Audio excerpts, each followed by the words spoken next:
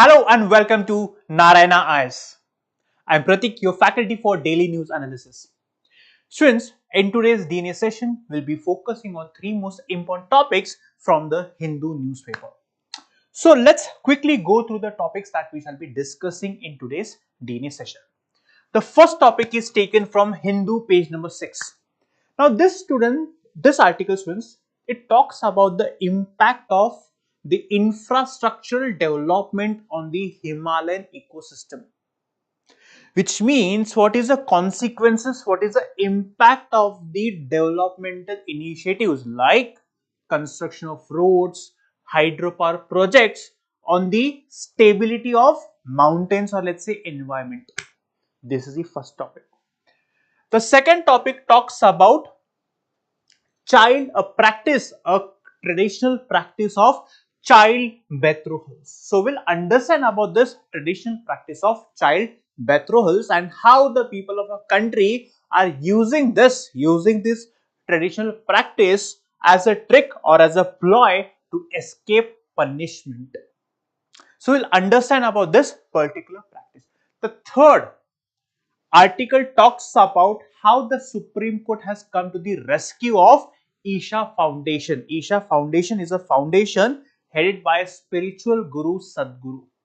So in this article, focus on this habeas corpus writ.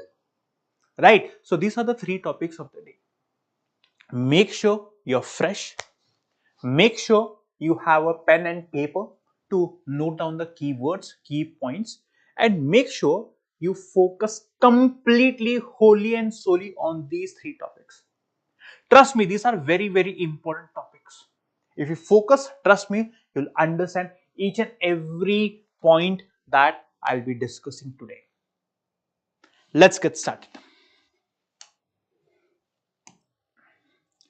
So, the title of the first topic is A Perilous Highway to Salvation in the Himalayas.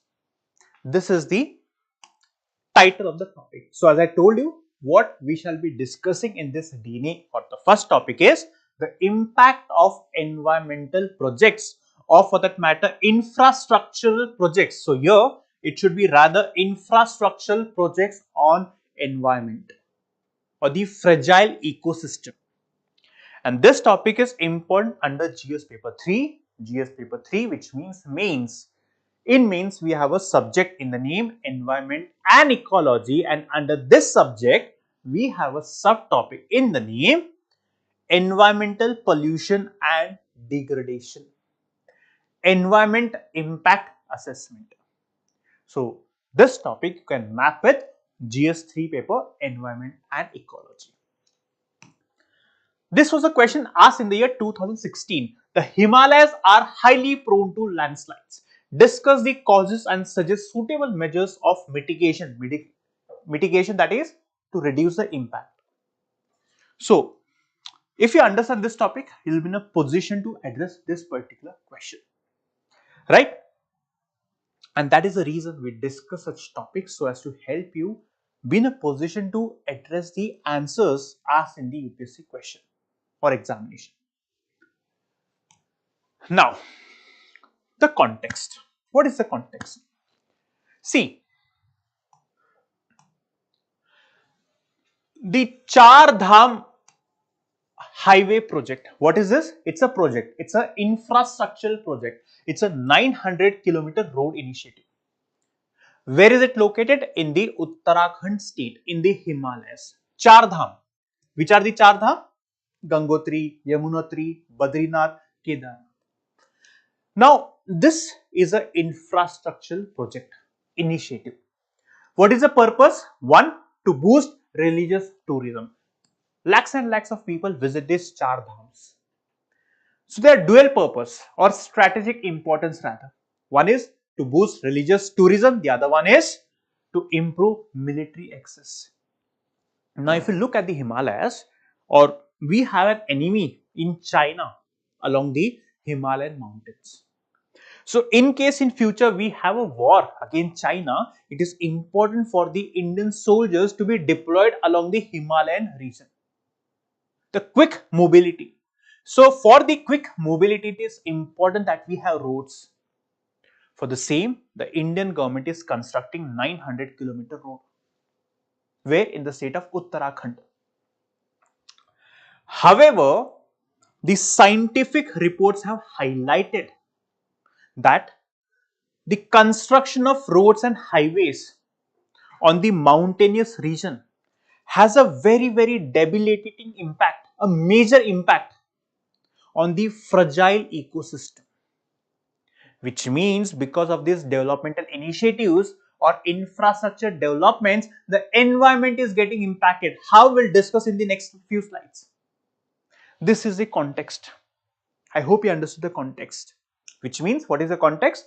The impact of infrastructure development on environment.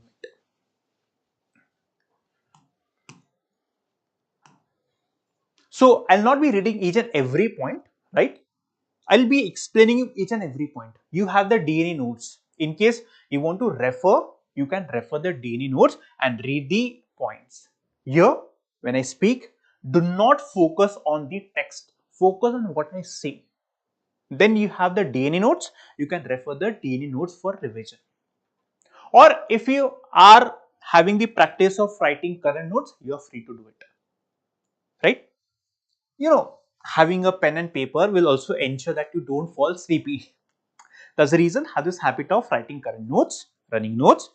You don't have to write each and everything. Why? Because you have DNA notes through which you can revise it. Now, in this, we are going to understand the key environmental concerns of infrastructure projects. Impact or concerns of infrastructure projects. The first one is landslides and slope destabilization. Now, when you are constructing a road, you are also widening the roads. See, for example, let's say these are the mountainous regions. These are the mountainous. So you make a road. This is how you make a road. Which means you are breaking the mountains to make a road or widen the road. Now let's say, for example,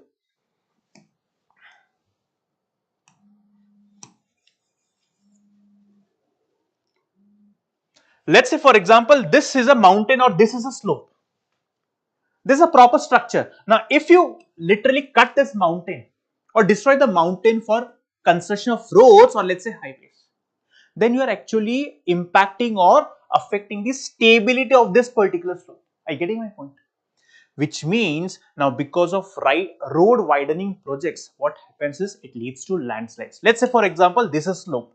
Now you actually destroy this part, which means there's no base for this particular slope. Now when there's heavy rainfall, it leads to landslides.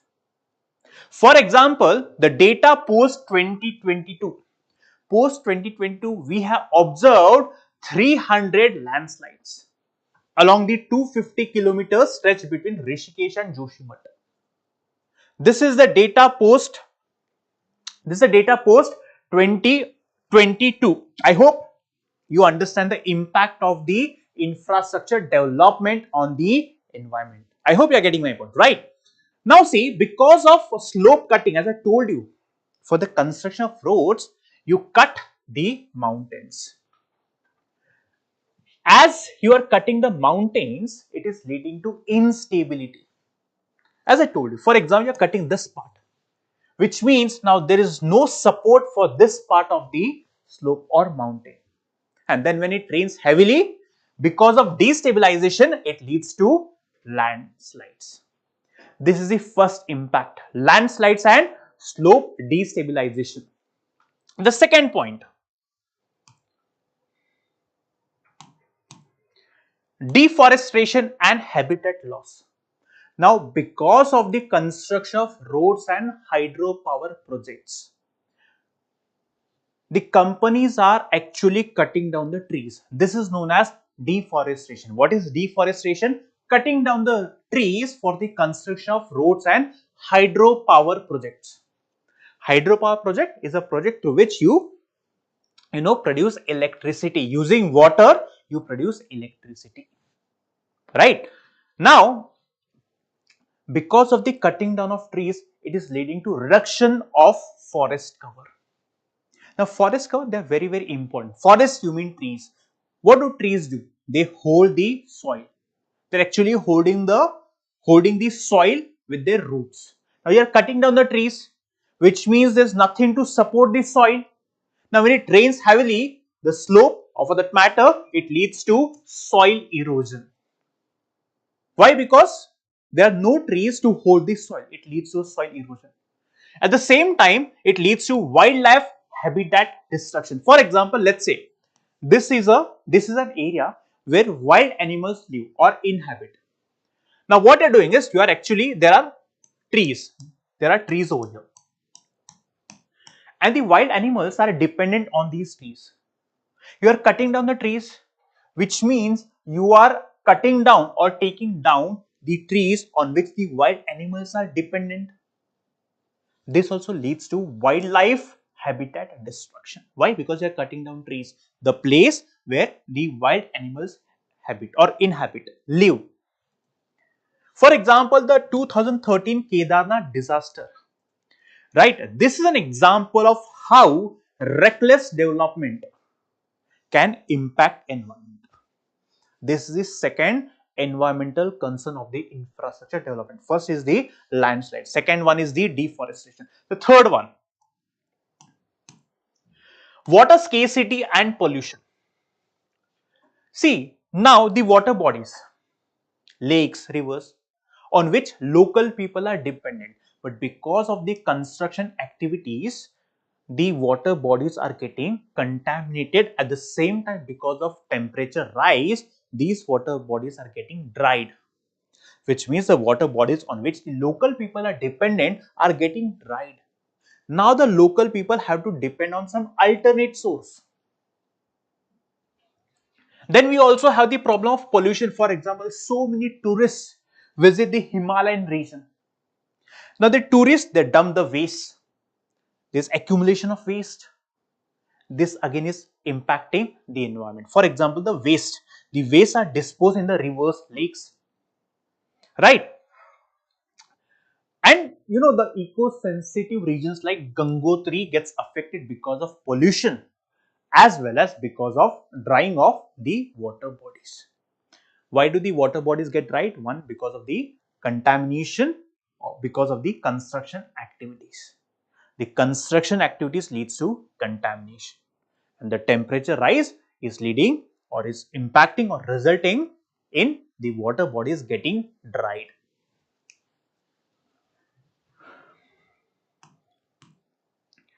Next, again because of increasing temperature, the glaciers, or it results in melting of glaciers, which we call glacial lake outburst floods. So again, because of the developmental initiatives, because of the construction activities, right, it leads to release of carbon emissions, or carbon is emitted, right. This again leads to melting of glaciers.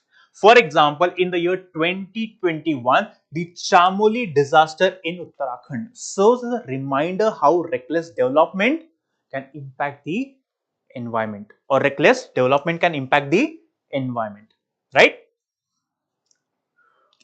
Exacerbated is worsened by infrastructure development that leads to emission of carbon in the atmosphere.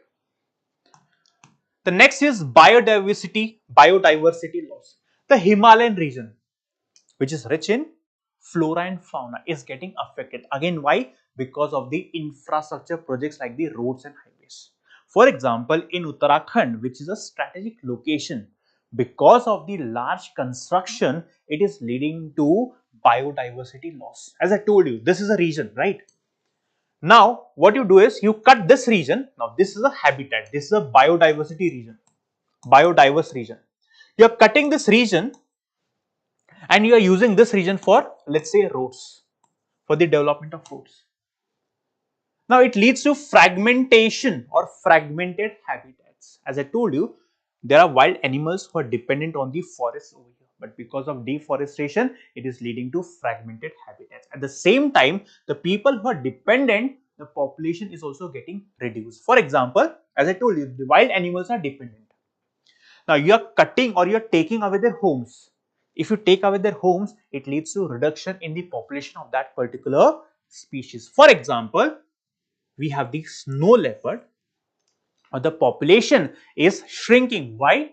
Because we are taking or snatching away their homes. Why? Because we are cutting down the trees for the sake of infrastructure development projects.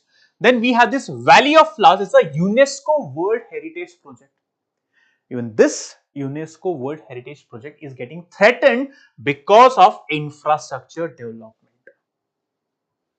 I hope students you understood the impact of infrastructure development on the environment. We have landslides, deforestation, biodiversity loss, water bodies, right? Now, let us try to understand what the Supreme Court of India has to say about environmental conservation. The first one is recognition of climate rights. Now, in the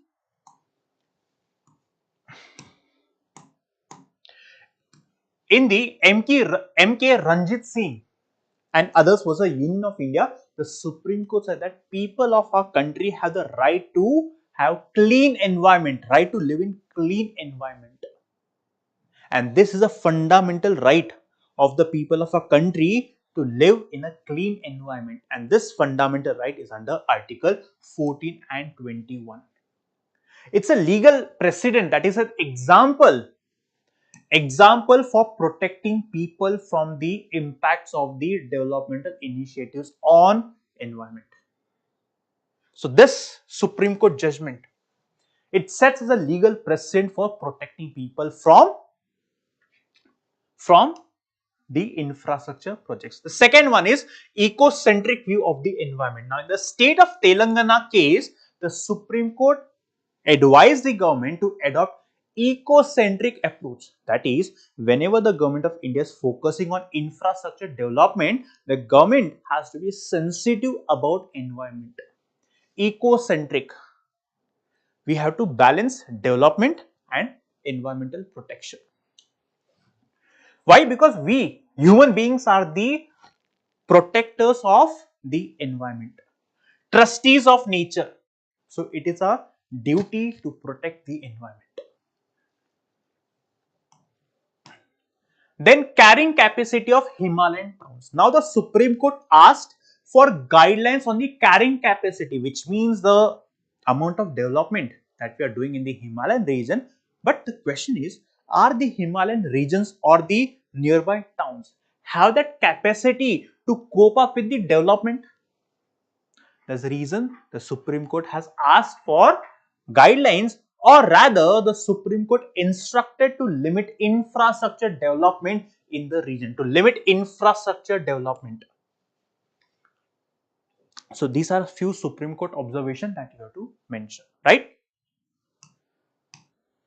Now, these are some of the government of initiatives or the initiatives taken by the government of India to protect the mountain ecology. First one is National Mission for sustaining the Himalayan ecosystem. That is a mission to ensure that the Himalayan ecosystem is sustainable. It talks about long-term sustainability and how this can be achieved by focusing on biodiversity conservation. That is, we have to conserve the flora and fauna. Then climate adaptation and capacity building. For example, the state of Sikkim has adopted organic farming. You must have heard of the impact of conventional agriculture on environment. How the conventional agriculture is impacting the environment. Now the state of Sikkim has adopted climate, or for that matter, climate resilient farming. That is organic farming to reduce the impact of farming on environment. The second one is the Indian Himalayas Climate Adaptation Program.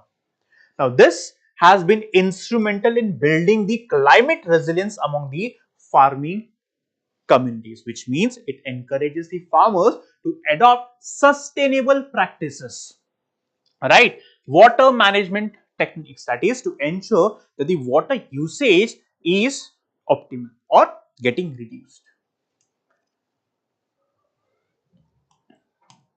Then we have the Secure Himalaya project. It is a community-based conservation efforts. For example, the farmers, right? They take their animals for grazing. Grazing you means grazing is their food, right? Now, because of overgrazing, it leads to soil erosion. For example, the grasses are holding the soil. Now, because of overgrazing, there are no grasses. And as there are no grass, now what happens is because of heavy rain, it leads to soil erosion. Then the National Action Plan on Climate Change. Now, this emphasizes on reforestation. What is reforestation? Opposite of deforestation. Deforestation is cutting down the trees. Reforestation is planting more and more trees to counter the impact of deforestation. So, these are the 4 initiatives of the Government of India. Please make sure that you mention the initiatives undertaken by the Government of India. So, this is the National Mission for Sustaining the Himalayas. Then we have ICCAP, then we have Secure Himalaya, then we have Himalayan Research Fellowship Scheme, and then we have Green India Mission. These are some of the initiatives that you can take a note of. Now, which are the other measures that we can adopt to promote sustainable development in the mountainous region? First is climate resilient infrastructure. That is, the infrastructure should be climate resilient. Else, in case of flood occurs, or let's say there's a devastating flood, then it leads to loss of infrastructure, loss of habitat, loss of biodiversity, as well as loss of lives. That's the reason the infrastructure should be climate resilient, which means, for example, where the ecology is very weak, there the construction should be banned completely, right? Ban construction in disaster prone areas and adopt earthquake resistant building codes. The building should, should cope or should withstand the impact of earthquake. Climate resilient infrastructure. Then Mishra Committee of 1976 highlighted or proposed that there should be a ban on the construction activities. Ban on construction in high risk zones. So first we need to define which are the high risk zones and the places which are or where the risk is very high. There the construction should be banned altogether. And this proposal is still relevant in today's times. The second, integrated land use planning. Now here we can use GIS. What is GIS? Geographic Information System. Geographic Information System. See, under this system, what we do is with the help of satellites, we capture the images of the land. Now, through this satellite, we get the information with respect to the type of land, type of soil, the weather, right? What type of crops are we growing in that particular region, or the impact of, for that matter, if the area is in a position to cope up the impact of climate change. So, this we do with the help of satellite. So, land use planning using tools like GIS has been effectively used in the Western Ghats, which means based on the satellite images, we can decide how to use the land. This is what we are using in the Western Ghats, and this is what we can adopt at some other places as well. For example, this is very, very important. The Western Ghats Ecology Expert Panel Gargil Committee, very, very important to mention whenever we talk about environment and the impact of infrastructure developments on environment. It is very important to mention this Gargil Committee. So please highlight this committee. Now this Gargil Committee provided a zoning system. This zoning system, it balances development with conservation, which means there is a need of development. Now this development has to be balanced with the conservation of biodiversity. Water resource management. As I told you, in Sikkim, rainwater harvesting systems has been successfully implemented, which means the rainwater that we get naturally should be stored so that during the dry seasons we can use this rainwater, right? Eco-friendly tourism. Now the Himalayan regions are also tourist places. However, environment friendly practices are not adopted. So here we need to switch to eco-friendly tourism, right? For example, Kedarnath is again a tourist place. Now, this place has adopted stricter waste management system. Now, you simply cannot dispose of waste in the water bodies. There is a strict system at place. Or we can also limit the number of visitors in the region. Why? Because every region has a capacity. We cannot go or move beyond that capacity, and that's the reason we have to adhere by the guidelines. Then forest and biodiversity conservation. For example, community-led conservation. What is this CHIPCO movement? It's a community-led movement. Now, under this CHIPCO movement, when one of the company was actually cutting down the trees, what the people of that area did is they simply hugged the trees. By hugging the trees, they prevented the companies from cutting down the trees. So, this is a community-led initiative against damaging the environment. So, such community-led practices should be adopted on a wide scale. So, what do we learn? We understand that development is very, very important, right? We need to have roads and highways. Why? One, to make sure that people have a safe travel, at the same time to meet our strategic imperative. And what is it? That in case we have a war against China, we should be in a position to mobilize our troops as soon as possible and station them along the bordering regions. But again, here when we focus on development, care has to be taken that the government of India should adopt eco-centric approach for development initiatives. We have to make sure that the infrastructural development should not impact the environment. We have to set up committees. We have to work on the possibilities, right? So, for example, if this is a region where development is not possible, which are the other things that we can think of, or other alternative solution in order to meet the balance between development and environmental conservation.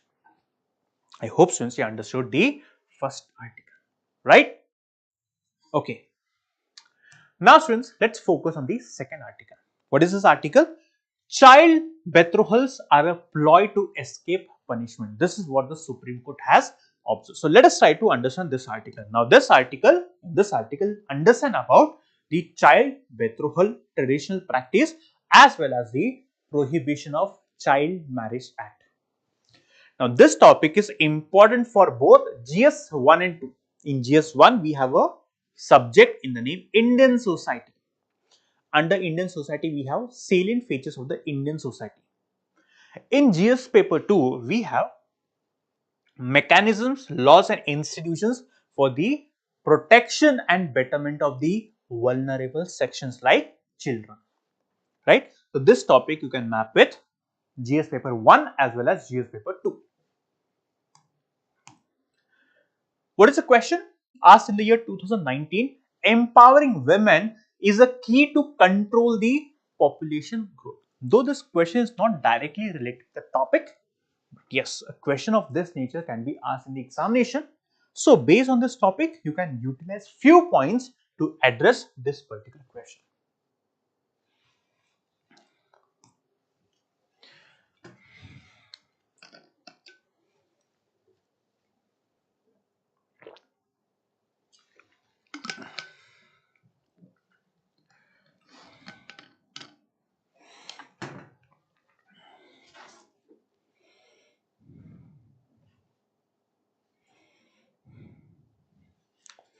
Now, yes, what is the context?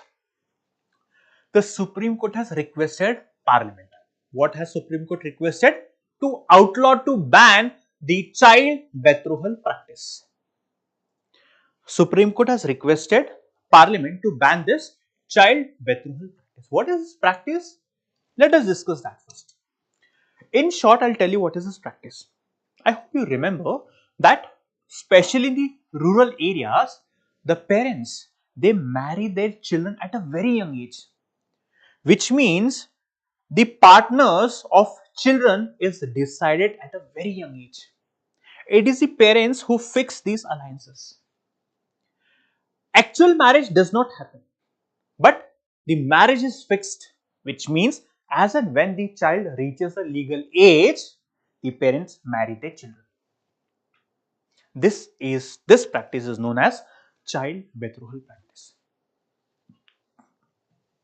It is a formal engagement or practice of marriage that in future these two children will marry one another.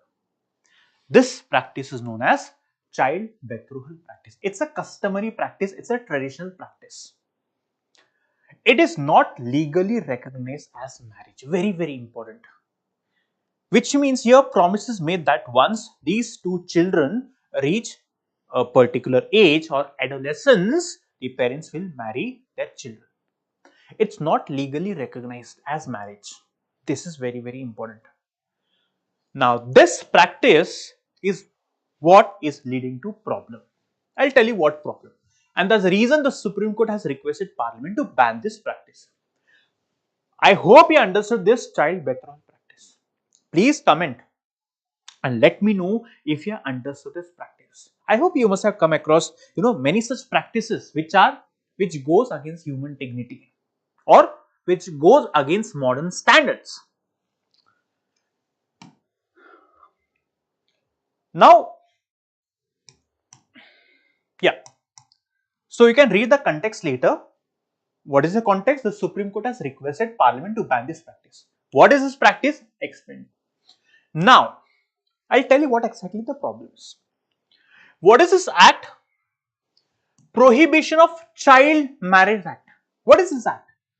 Prohibition of Child Marriage Act, which means children cannot marry unless they reach a legal age, which is 21 and 18.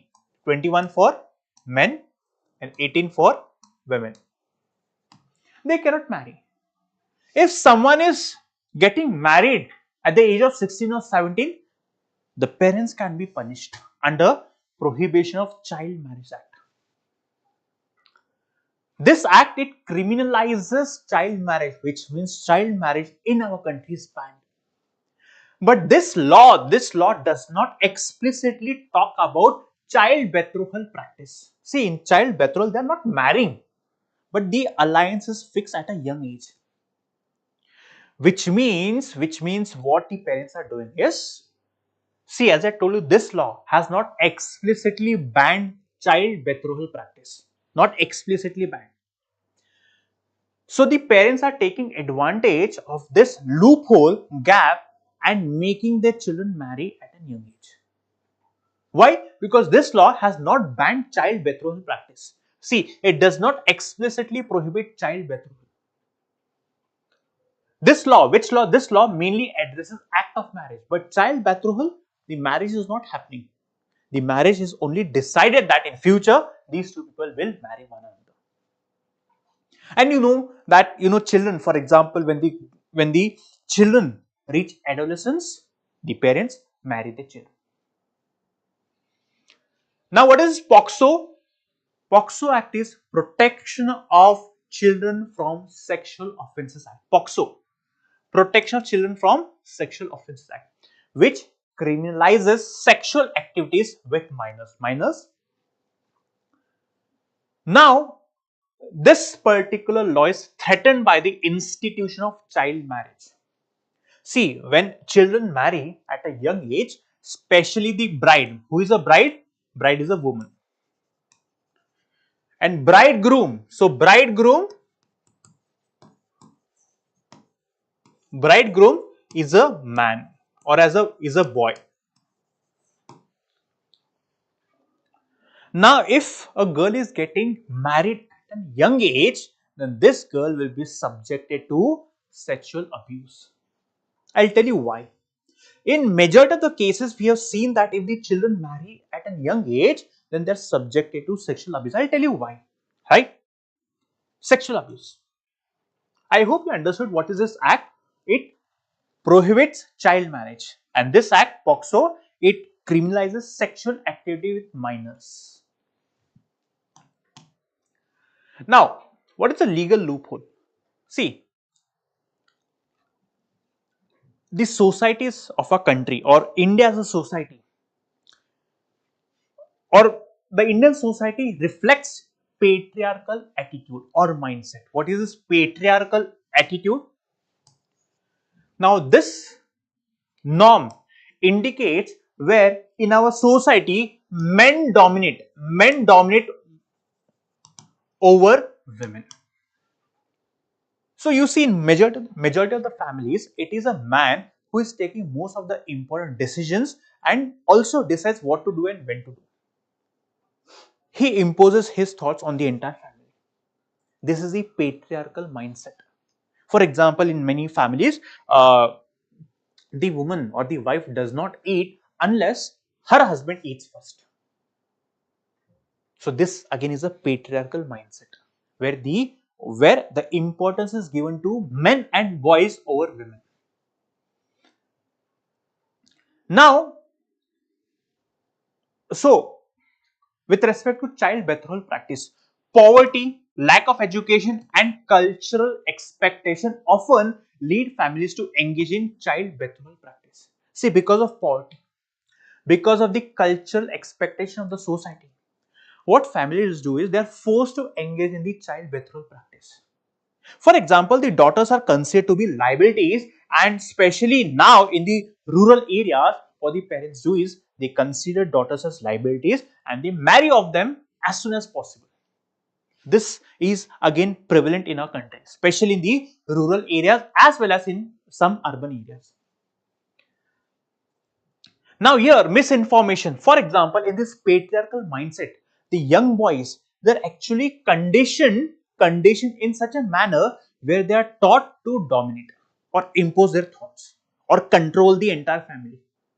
So the young boys, they actually see their father and learn many of the traits, many of the patriarchal traits, that is how to dominate, how to control, how to be dominating, how to be of bossy nature. And this is what the young boy learns from his father. And when he marries, he is forced to maintain this patriarchal mindset. That is to have control over his wife. Here we are not looking at men and women or a boy and a girl equally. Here we are giving importance to man and a boy more than a woman and a girl.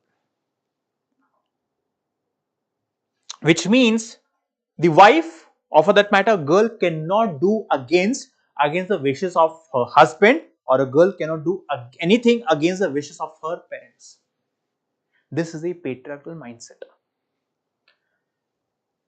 So in many of the families, especially in the rural areas as well as the urban areas, we see a man actually subjecting his wife to cruelty.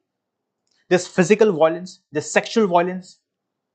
So this is what a child is seeing, both a boy as well as girl. They feel that this is a practice and this is what they practice or follow once they reach the adolescence or they marry.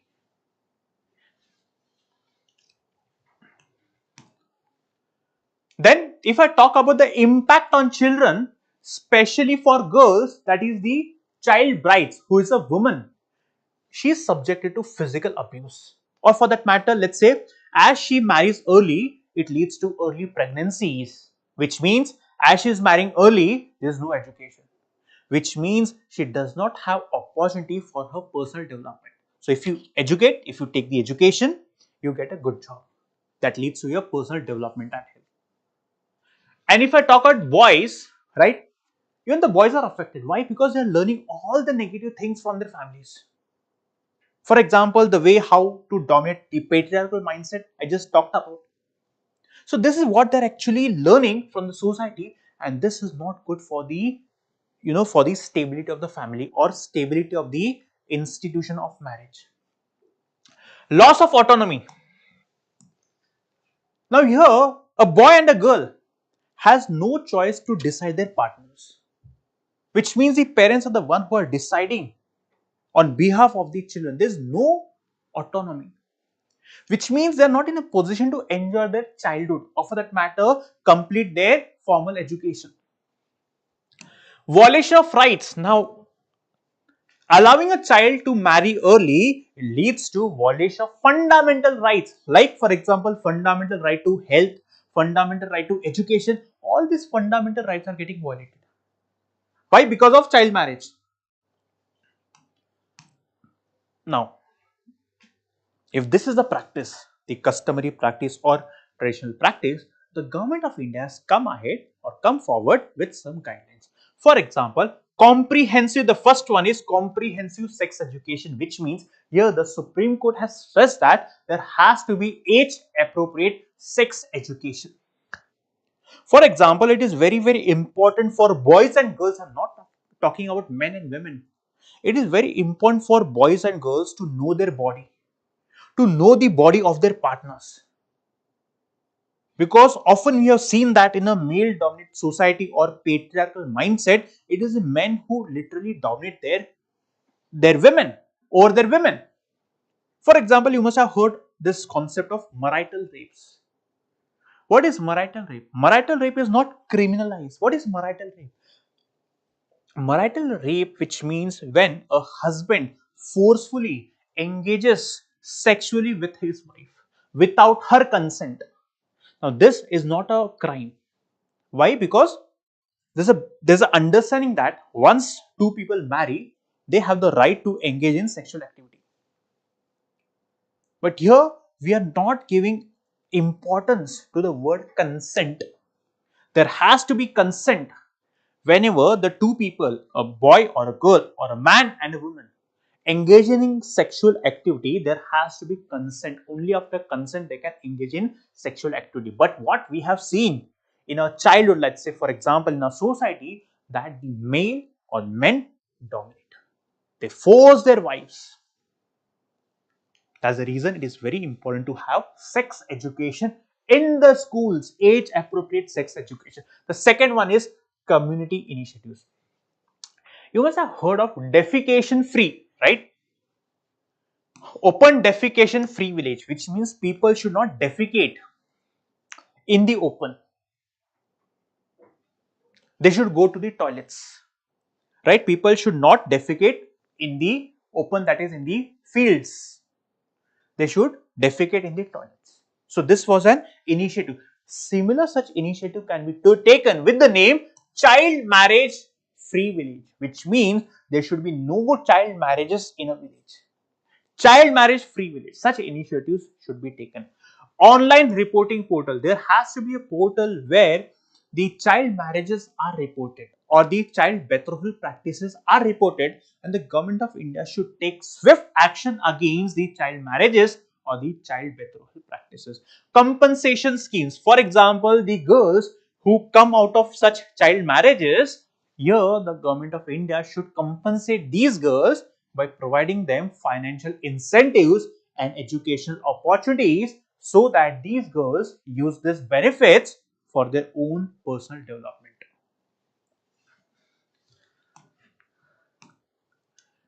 Now, personal laws versus Prevention of Child Marriage Act. See, in our country we have many religions: Hindus, Muslims, Christians, Sikhs. Every religion have their personal laws, or the religious beliefs of every religion is governed by the personal laws. For example, Muslims. The Muslims marry as per the rituals as mentioned in their personal law. The Hindus marry as per the ritual as mentioned in the Hindu personal law. Same is the case with Christians and Sikhs. Now there is a conflict between the personal laws and the Prevention of Child Marriage Act. For example, some of the religions allow child marriage, and this law, it criminalizes child marriage. So there is a conflict between these two laws. But here the Supreme Court said that in case there is a conflict, this law should prevail over the personal laws. So this is a personal law, this is a PCMA. PCMA. So in case there is a conflict between these two, the Prevention of Child Marriage Act should prevail over the personal laws. Now, talking about international obligation, we have the Convention on the Elimination of All Forms of Discrimination Against Women. Now, India has signed this convention, which means India says that we believe the objectives of this particular convention. Now, this convention has recognized child marriage as a form of discrimination against women. The practice of child marriage, including betrothals practice, has been condemned internationally as it violates the basic human standards such as right to equality, protection from harm, and personal development. Now, India has somewhere failed to protect the women or protect the girls. Why? Because even today in the 21st century, the women and girls are subjected to extreme cruelty. Despite having the law, Prevention of Child Marriage Act and POCSO, in many parts of the rural India, people marry at a very young age, despite the existence of a law. So, India somewhere failed to abide by the principles and objectives of this convention. And that's the reason it is very important that India abide this international, this is not a national, international convention. So, please remember about this particular convention. Right? So, this was the second article. I hope you understood the practice of child betrothal and how it impacts the children, both boys as well as girls. I hope you understood about the Protection of Child Marriage Act, the POCSO Act and this international convention. Right, students? Okay.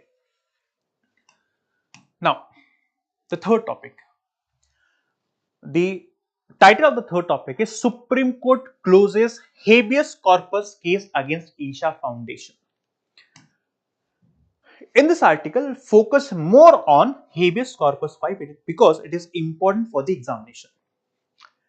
And here you can map this for prelims under Indian Constitution. It's a part of Indian Constitution. What? Habeas corpus. So this was a question asked in the year 2013. Though again this question is not directly related to the topic, but somewhere such type of questions can be asked in the examination. Right? For example, if this is a question can be asked, habeas corpus is a writ mentioned under which of the following provisions of the Indian Constitution? Fundamental rights, fundamental duties, DPSP, or let's say a preamble.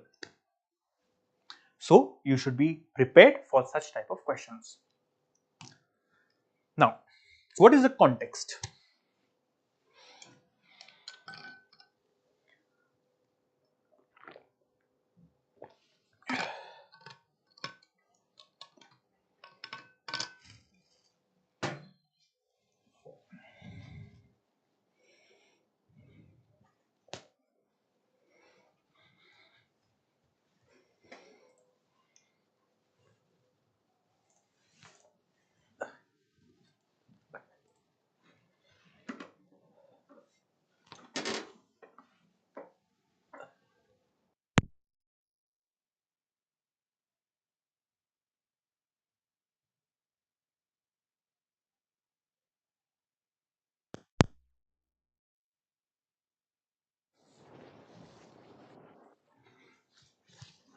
So, what is the context? Now, there are two girls of the age 42 and 39. They decided not to marry and they decided that they'll serve for the rest of their lives for Isha Foundation. Isha Foundation is a foundation headed by spiritual guru Sadhguru.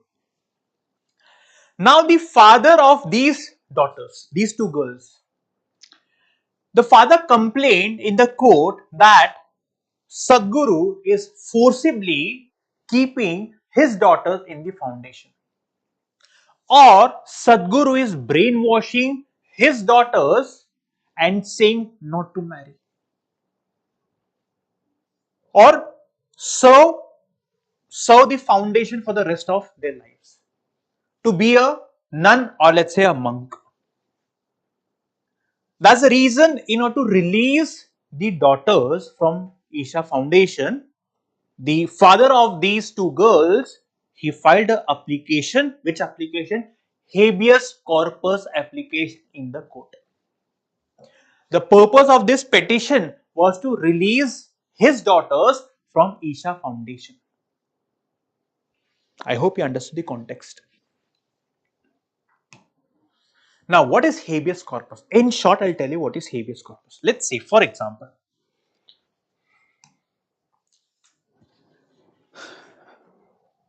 let's say, I am detaining a person, or let's say I'm arresting a person.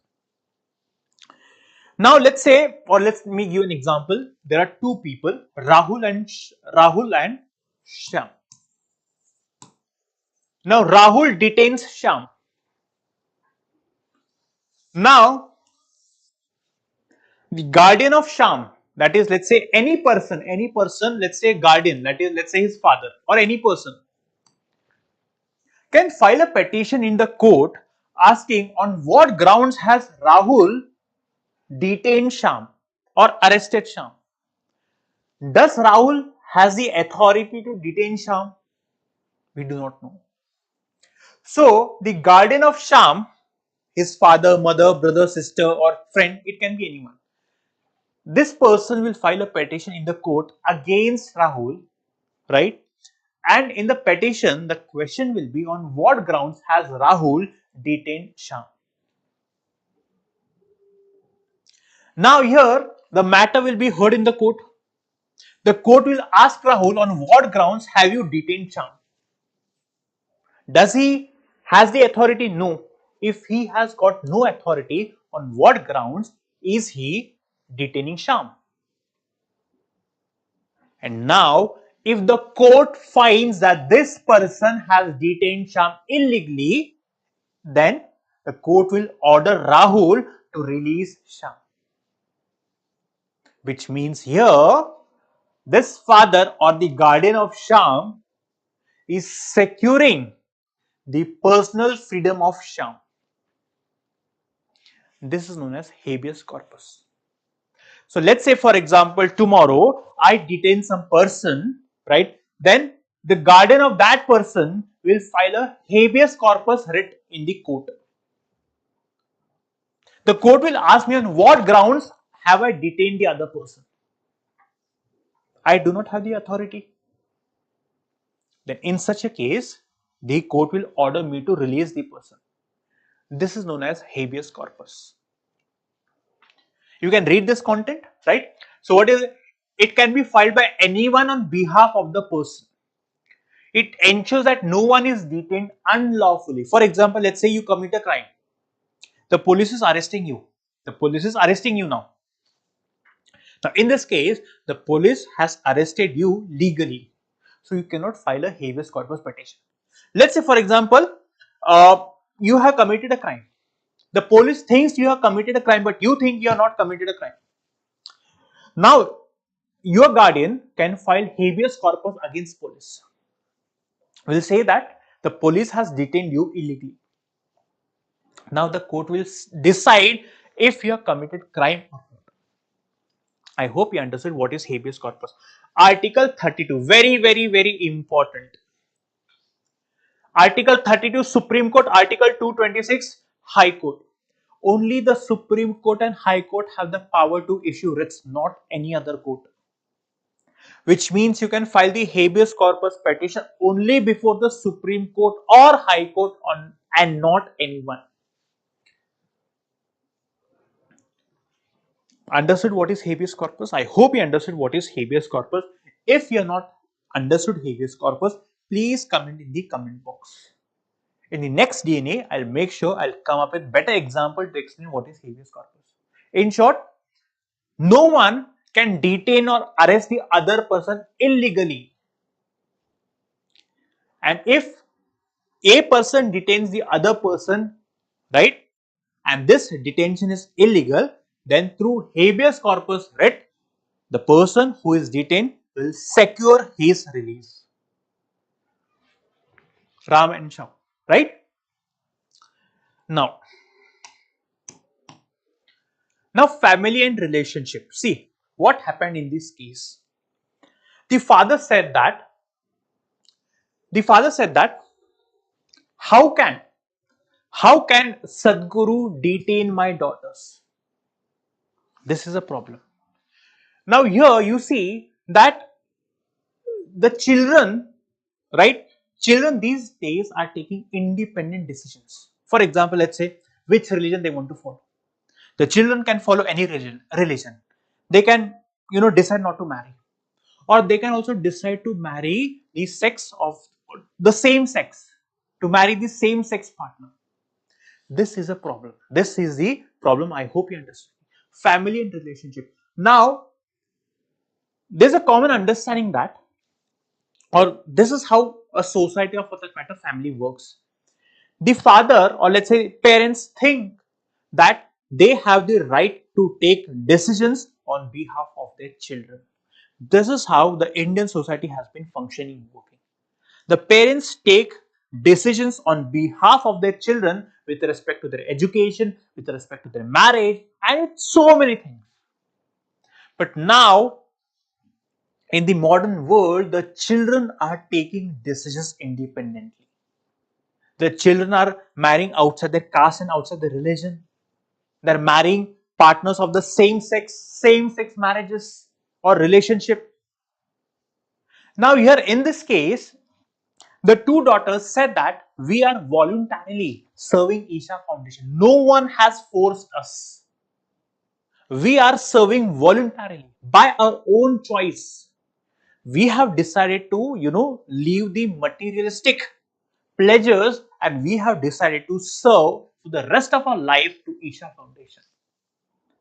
This is their individual choice that they had taken.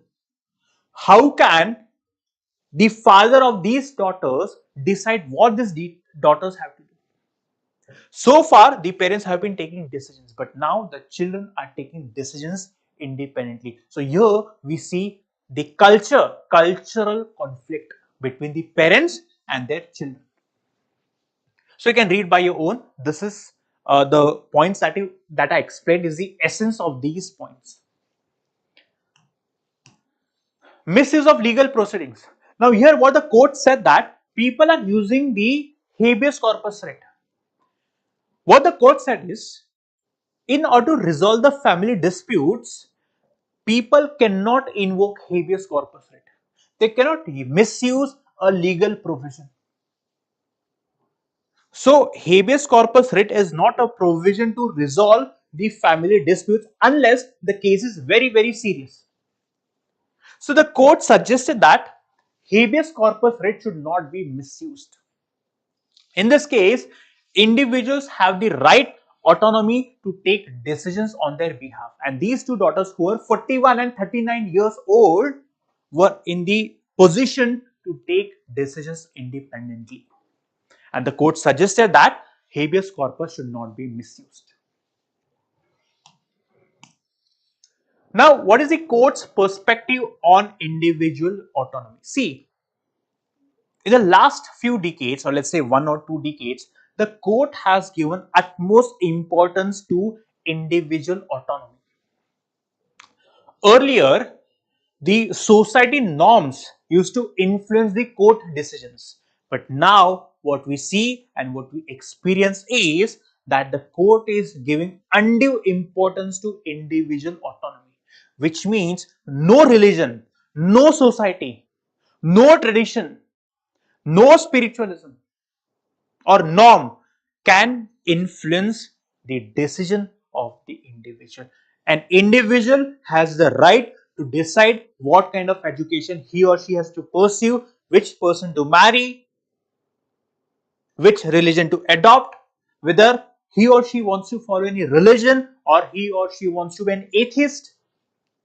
For example, in the Puttaswamy case, the Supreme Court held that right to privacy is a fundamental right. This explains how in the recent past, the courts of a country are giving importance to individual autonomy. For example, let's say a child of a parent decides to marry a person of another religion. Here, the parents cannot stop their children or the child from marrying a person of other religion. An individual should have and has a right to marry the person of other religion, which means the court is giving undue importance, to individual autonomy. right? So students, I hope you have understood all the three topics that we have discussed, right?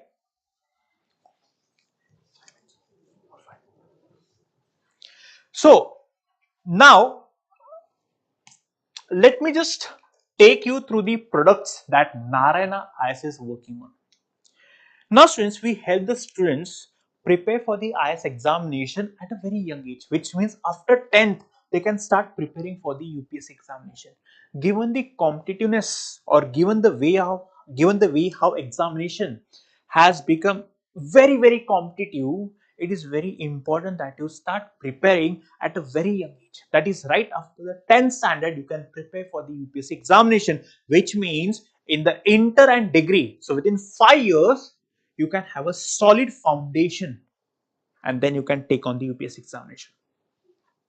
So we have degree plus IS, we have inter plus IS, that is after 10th you can, and for inter that is 11th and 12th, the eligibility is 10th class, and for degree you need to be 12th class, you need to complete your 12th class, to enroll for the degree course.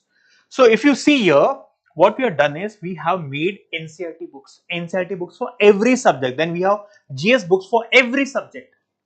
Then if you see daily newspaper read, so which are the important news items that you need to read in the newspaper, we provide you with the information. For example, polity and governance. This is an article on page number 6. Then the daily news analysis, the way I explained you 3 topics, and we also provide you the notes of these 3 topics. Then every week we have a test for the campus students, for the inter students as well as degree students, and this is how the performance is assessed of each and every student. Every week there is a test. You study from Monday to Friday, and on Saturday you give the examination. Then we also help the students to prepare for Telangana and Andhra Pradesh PCS, right? And the students who complete the 3rd year, we make a special batch for the meritorious students and help the students to prepare for the examination. This is the advanced course that we cater to. And then you can visit our N digital application as well as Navigator website. If you can search Narayana IAS website, you can search the products that we are working on. Then daily answer writing, we make sure that students are writing the answers every day, because for mains, answer writing is very important. Then you can visit our YouTube homepage, right? These are social media handles: Telegram, Instagram, Twitter. Then Samvad, what we do is we invite the bureaucrats, retired bureaucrats, ongoing current bureaucrats, and we hold a session with the students. For example, here we have Anudeep Durishetty, the collector of Hyderabad, right? So this is Anudeep Durishetty, who is the collector of Hyderabad. We invite such esteemed bureaucrats who engage with the students. This helps students as well. Then this is how the campus looks like. So you see here students attending a class, watching the DNA session. And so if you're interested to be a part of our campus, then for those who want to take admission in the inter, can contact these numbers. We have campuses at Hyderabad, Vijayawada and Nellore. Those students who want to enroll or start preparing at a very young age can call these numbers and secure their admissions. And now students, it's time to discuss few questions to understand if you have understood all the 3 topics. First question: which of the following international conventions directly addresses the issue of child marriages and the rights of women and girls?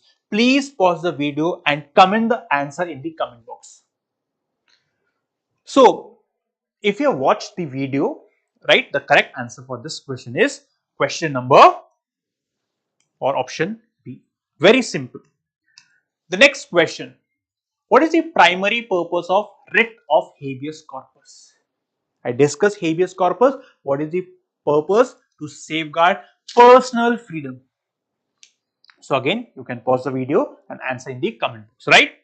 So option B is the correct answer for question number 2. Now, mains based question. The question is, infrastructure development in fragile ecosystems like the Himalayas must balance environmental sustainability with economic and strategic needs. Critically analyze or examine the environmental, social, and strategic dimensions of infrastructure projects in the Indian Himalayan region. Right? Now, again, here the question is asking you how the infrastructure development projects is impacting the environment and how it is important to balance the environmental needs with economic and strategic imperatives. Right? So, in the introduction, you have to highlight or mention the significance of infrastructure development. For example, the strategic imperative, that is the construction of roads and highways is very, very important to ensure or to meet the border security requirements. Then in the same line, you can also mention that however such projects is impacting the environment, and that's the reason we have to balance it. Then start with the body, start with the impact first, right? How it, for example, how it impacts the environment. We have the landslide, deforestation, water scarcity, then we have climate change, then we have, melting of glaciers. This is in the body, the first part you explain the environmental impact. Now in the body, the second part you will address the Supreme Court observations, right? What the Supreme Court of India has to say. Then in the conclusion of that matter, you can also mention the initiatives government of India has taken. Once you mention the Supreme Court observation, you can mention the initiatives taken by the government of India. Secure Himalaya project, like we discussed 4 to 5 initiatives. Then in the conclusion, you can discuss what all things we need to do in future in order to mitigate the impact of infrastructure on the environment. For example, we can initiate community driven initiatives, right? So such points are to be expected or to be written in the conclusion. So I hope students you understood how to write the answer, right? So I hope you understood all the 3 topics and you are in a position to attempt all the 3 questions that we discussed. Students, make sure that you're watching the DNA regularly so that within a time span, within a period of 1 year, you will have holistic understanding over around 500 topics, and all this understanding will help you to get a good score in the UPSC examination. Right, students? So if you like this initiative, make sure that you're liking, sharing and subscribing to Narayana IAS. Make sure you share as much as possible so that the other students also get the benefit of the analysis of 3 topics every day. On this note, I call it a wrap. Thank you so much for watching.